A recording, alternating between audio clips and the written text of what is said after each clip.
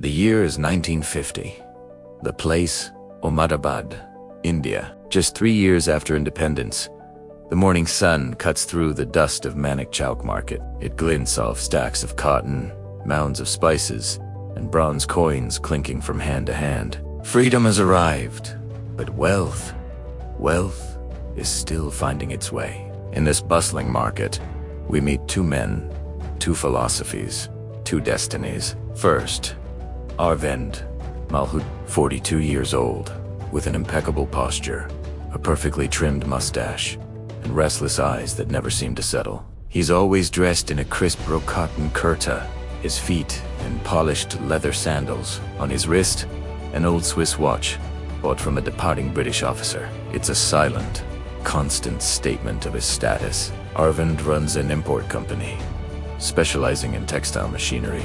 He's intelligent, well-spoken, educated in Bombay. To him, money isn't just a tool, it's a spectacle. It has to be seen, proven, and most importantly, accelerated. He despises the very idea of slow growth. Idle time is dead capital, he often declares to anyone who will listen. His strategy is simple: reinvest everything. Aggressive expansion, bank loans, leveraged contracts, anything for a fast return. His business grows rapidly, a skyscraper built on a foundation of credit and a prayer for stable markets. Then there is Raghunath Iyer. At 58, he's a study in contrast. Thin, slightly stooped, with hands etched by the calluses of a lifetime of work. He wears the same simple white dhoti, yellowed by time, and a plain shirt. His thick-framed glasses are held in place by a simple cotton string behind his ears. Raghunath owns a small shop selling metal and hand tools, a business inherited from his father. Tucked away at the back, behind sacks of rice and crates of iron, sits an ancient bronze scale. It's not for weighing goods. It's for weighing coins and silver bars. Raghunath speaks little, but he sees everything. His philosophy is whispered, not shouted. Money is a nervous guest, he says quietly. If you frighten it, it leaves. His financial decisions are the opposite of Arvind's. Every month, he sets aside a portion of his profits in physical silver. He reinvests slowly, buying only essential tools, small plots of land when the price is right, and just enough inventory to meet demand. His growth is almost invisible, like a tree's roots spreading underground, solid, debt-free, and unshakable. In 1951, the breaking point arrives. The Indian government announces new import tariffs to protect domestic industry. The news rips through the market like a wildfire. Arvind sees opportunity mixed with risk, and he chooses to ignore the risk. This will pass, he proclaims confidently. Progress does not wait for bureaucrats. He doubles down, signing advance contracts, purchasing a massive shipment of German machinery on credit. His entire strategy hinges on selling everything before the new tariffs fully kick in. It's a high-wire act, with no safety net, maximum leverage, squeezed margins, all depending on political timing. Raghunath hears the same news. His response is silence. He buys nothing new. Instead, he sells a portion of his silver, pays all his suppliers in cash, and deliberately reduces his inventory. When the ground shakes, he murmurs to himself, "I become lighter." He now has high liquidity and zero exposure to the impending tariffs. The year turns to 1952. The tariffs don't just take effect. Taying, increase, ships are delayed at port. Banks, sensing danger, tighten credit lines. The currency begins to swing violently. Arvind is trapped. The machinery he ordered arrives late, now burdened with exorbitant taxes he hadn't planned for. His buyers, spooked by the economic uncertainty, pull back.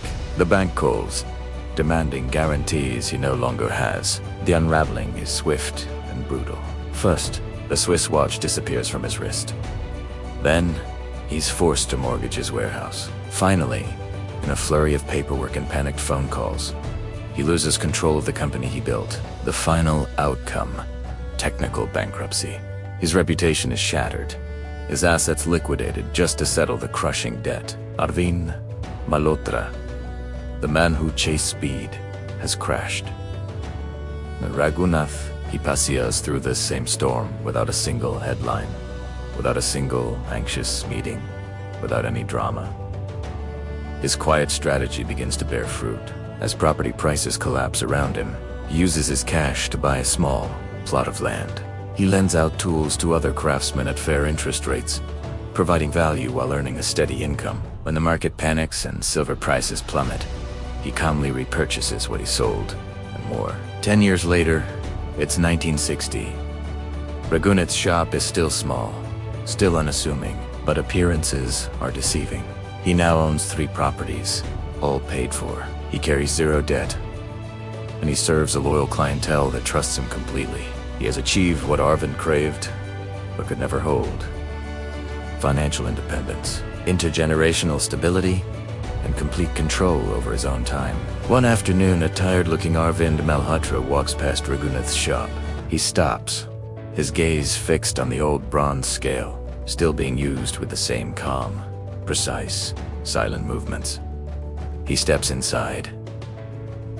"Did you never want to grow faster?" Arvind asks, his voice weary with the weight of his experience. Raghunath looks up from his work and offers a gentle smile. "I grew," he says, "at the speed money allows without fear."